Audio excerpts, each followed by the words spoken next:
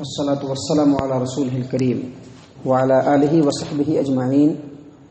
ومن تبعهم بإحسان إلى يوم الدين والعاقبة للمتقين فلا عدوان إلا على الظالمين. أما بعد، عن حفصة بن سيرين عن أم عطية رضي الله عنها قالت قال رسول الله صلى الله عليه وسلم في غسل ابنته ابدأنا بميامنها ومواضع الوضوء منها. رواه البخاری فی کتاب الجنائز. معزز سامعین کرام، اس سے پہلے کے درس میں آپ کے سامنے بتلایا گیا تھا کہ سنن ابی داؤد کتاب الجنائز باب ستر المیت عند غسلہ، اما عائشہ صدیقہ رضی اللہ عنہا بیان کرتی ہیں کہ جب لوگوں نے نبی صلی اللہ علیہ وسلم کو غسل دینے کا ارادہ کیا تو انہوں نے سوچا کہ نبی صلی اللہ علیہ وسلم کو کس طرح سے غسل دیا جائے، کپڑا اتار کر غسل دیا جائے عام لوگوں کی طرح سے، یا کپڑے پہنے چھوڑ دیا جائے. صحابہ کرام کے درمیان جب اس بات پہ اختلاف ہوا تو اما عائشہ صدیقہ رضی اللہ عنہا بیان کرتی ہیں کہ تمام لوگوں کے اوپر نیند کا غلبہ ہو گیا اور ان کی ٹھوڑیاں ان کے سینے سے لگ گئی، لوگ اونگنے لگے، اور اسی اونگ کے دوران، نیند کے دوران گھر کے ایک کونے سے آواز آئی کہ نبی اکرم صلی اللہ علیہ وسلم کو ان کے کپڑے کے ساتھ غسل دیا جائے. اور بولنے والا کون تھا کسی نے پہچانا نہیں. بعد میں جب لوگ نیند جب ختم ہوئی، اونگ جب ختم ہوئی تو لوگوں نے نبی صلی اللہ علیہ وسلم کو ان کے کپڑے کے اندر ہی غسل دیا، اور ہاتھ سے بدن کو ملنے کے بجائے نبی صلی اللہ علیہ وسلم کے کپڑے سے ہی آپ صلی اللہ علیہ وسلم کے بدن کو لوگوں نے ملا. اور اسی طرح سے ایک اور روایت ہے جو صحیح مسلم کتاب الحیض باب تحریم النظر الی العورات. ابو سعید خدری رضی اللہ عنہ بیان کرتے ہیں کہ نبی صلی اللہ علیہ وسلم نے فرمایا مرد کے سطر کی طرف دیکھنا حرام ہے اور عورت کے سطر کی طرف دیکھنا حرام ہے. ان دونوں حدیثوں کو سامنے رکھتے ہوئے محدثین نے یہ مسئلہ مستنبط کیا ہے کہ جب میت کو غسل دیا جائے تو اس کا پردہ ضرور کر لینا چاہیے، پردے کی آڑ میں ہی اس کو غسل دینا چاہیے، اور کپڑا بھی اگر اتارنا ہے تو پھر اوپر سے اس کے سطر کو ڈھک دینا چاہیے. اب جب غسل کی ابتدا کریں گے، جب میت کے غسل کی ابتدا کریں گے تو غسل کی ابتدا میں سب سے پہلے اس کے پیٹ کے اوپر آہستگی کے ساتھ ہاتھ پھیرنا چاہیے. اور ہاتھ پھیرنے کا مقصد اور مطلب یہ ہے کہ جسم کے اندر جو گندگی ہے، جو فضلہ ہے، وہ نکل جائے اور میت پورے طور پر پاک ہو جائے. علامہ البانی نے اپنی کتاب احکام الجنائز و بدعہا کے اندر، اور امام حاکم نے اپنی کتاب المستدرک علی الصحیحین کے اندر علی رضی اللہ عنہ کی روایت کو نقل کیا ہے کہ جب نبی صلی اللہ علیہ وسلم کو غسل دیا جانے لگا تو میں نے خاص طور سے نبی صلی اللہ علیہ وسلم کی طرف توجہ دیا کہ جو میت کے اندر اس سے پہلے میں نے دیکھا ہے فضلہ نکلتا ہے کہ نہیں نکلتا ہے، تو میں نے نبی صلی اللہ علیہ وسلم کے پیٹ کے اوپر ہاتھ بہت مرتبہ پھیرا، لیکن نبی صلی اللہ علیہ وسلم کے جسم سے گندگی نہیں نکلی. اور نبی صلی اللہ علیہ وسلم جس طرح سے اپنی زندگی کے اندر پاک تھے، موت کے بعد بھی نبی صلی اللہ علیہ وسلم بالکل پاک تھے. اس حدیث کو سامنے رکھتے ہوئے عام علماء اور محدثین نے یہ مسئلہ مستنبط کیا ہے کہ جب غسل کی شروعات کی جائے تو میت کے پیٹ کے اوپر دھیرے دھیرے ہاتھ پھیرا جائے تاکہ اس کے اندر سے جو فضلہ ہو، جو گندگی ہو، وہ نکل جائے اور میت مکمل طور پر پاک صاف ہو جائے. جب غسل دینے کی شروعات کی جائے گی، جب غسل کی ابتدا کی جائے گی تو غسل کی ابتدا میں وضو کرنا یہ مستحب ہے. وضو کرایا جائے اور رائٹ سائڈ سے، جو اس کا رائٹ سائڈ ہے جسم کا جو حصہ داہنے طرف کا ہے، اس کی طرف سے غسل کی شروعات کی جائے. جیسا کہ ابھی آپ کے سامنے ام عطیہ رضی اللہ عنہا کی روایت بیان کی گئی جو صحیح البخاری کتاب الجنائز حدیث نمبر 1255 کے تحت ہے کہ ام عطیہ رضی اللہ عنہا کہتی ہیں کہ نبی صلی اللہ علیہ وسلم نے اپنے بیٹی کے غسل کے وقت، جب ان کی بیٹی فوت ہوئی اور جب اس کا غسل دیا جانے لگا تو اس فوت کے وقت نبی صلی اللہ علیہ وسلم نے کہا کہ غسل اس کے داہنے سائڈ سے دو، رائٹ سائڈ سے دو،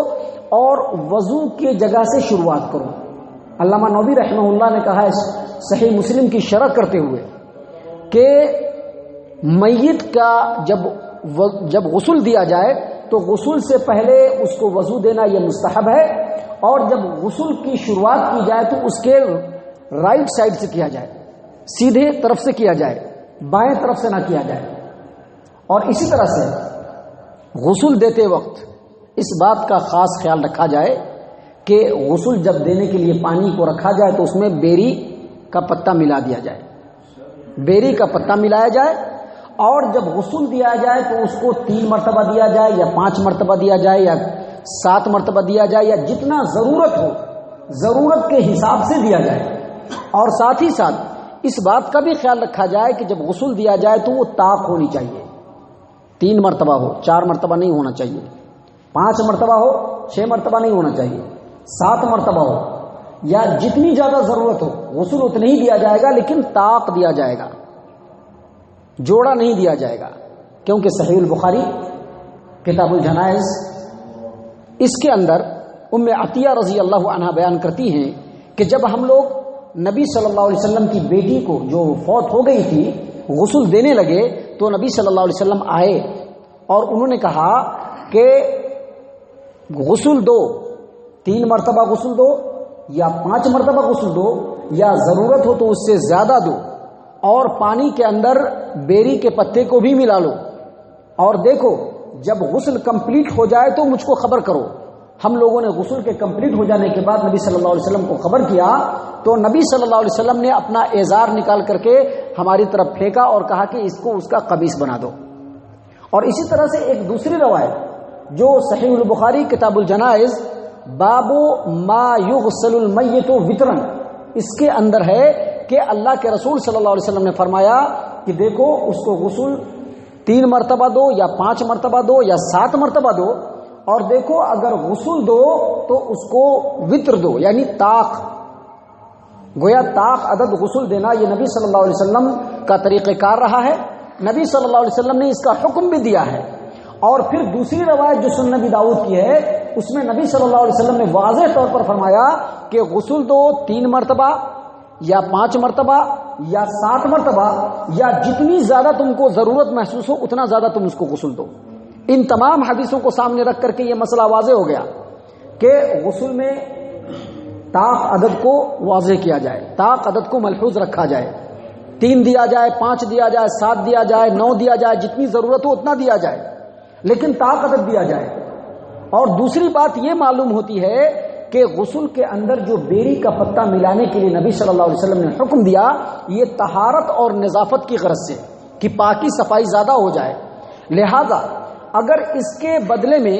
کوئی آدمی اگر صابن استعمال کر لیتا ہے تو اس میں بھی کوئی حرج کی بات نہیں ہے، یعنی پاکی اور صفائی یہ اصل ملحوظ رہنی چاہیے کہ پاکی اور صفائی کا مکمل خیال ہو، اور جتنی زیادہ ضرورت ہو اتنا زیادہ اس کو غسل دیا جائے، لیکن طاق عدد سے ہی دیا جائے۔ اسی طرح سے جب غسل کمپلیٹ ہو جائے تو اس کے اندر بعض علماء کے بلکہ جمہور علماء کے قول کے مطابق پانی کے اندر کافور ملا دیا جائے، اور ائمہ احناف اور امام اوزاعی جو کہ بہت بڑے محدث ہیں ان دونوں کے قول کے مطابق اس کے جسم کے اوپر کافور ملا جائے، کیونکہ اللہ کے رسول صلی اللہ علیہ وسلم نے جب اپنی بیٹی کا غسل دلوایا تو ام عطیہ کہتی ہیں کہ نبی صلی اللہ علیہ وسلم نے فرمایا کہ سب سے اخیر میں کافور لگاؤ، سب سے اخیر میں کافور لگاؤ۔ لہذا علامہ شوکانی رحمہ اللہ نے کہا کہ ظاہر یہی ہے کہ پانی کے اندر کافور کو ملایا جائے، لیکن جیسا کہ ابھی بتایا آپ کے سامنے کہ ائمہ احناف نے اور امام اوزاعی نے کہا ہے کہ جسم پہ کافور کو ملا جائے، اور دونوں طریقہ صحیح ہے، جسم کے اوپر بھی کافور کو ملا جائے، خصوصاً جو جوڑ ہیں وہاں پہ ملا جائے، کیونکہ ائمہ سلف نے ہمیشہ ایسا کیا ہے، اور اگر پانی میں ملا دیتے ہیں تو یہ بھی صحیح ہے، پانی میں ملا کر کے پورے جسم پر غسل دے دیا جائے۔ اور اس کی حکمت کو بتاتے ہوئے علامہ شوکانی نے نیل الاوطار کے اندر اور علامہ نواب صدیق حسن خان بھوپالی رحمہ اللہ نے الروض الندیہ کے اندر بتلایا ہے کہ کافور لگانے کی حکمت یہ ہے کہ جب کافور لگایا جاتا ہے تو اس سے خوشبو آتی ہے، اور خوشبو اس لیے کیا جائے کیونکہ فرشتے اس وقت حاضر رہتے ہیں۔ اور اس کی دوسری حکمت یہ بیان کی گئی ہے کہ جس چیز کے اوپر کافور کا استعمال کیا جاتا ہے وہ چیز جلدی بدلتا نہیں ہے۔ اب چونکہ جسم ہے اور آدمی مر چکا ہے، جسم بالکل ڈیڈ ہو چکا ہے، تو زیادہ سے زیادہ تک اپنی حالت میں رہے، اس چیز کو باقی رکھنے کے لیے بھی کافور لگایا جاتا ہے۔ اور کافور لگانے کی ایک تیسری حکمت یہ بتلائی گئی ہے کہ کافور لگانے سے جو موذی جانور ہوتے ہیں وہ میت کے قریب نہیں ہو پاتے، لہذا ان تمام باتوں کو ملحوظ رکھتے ہوئے غسل کے اس طریقے کو ہمیشہ سامنے رکھا جائے۔ اور یہ پوری بات صرف اس لیے بیان کی جا رہی ہے تاکہ ہمارے اندر یہ سب چیزیں، ان چیزوں کا شعور آئے،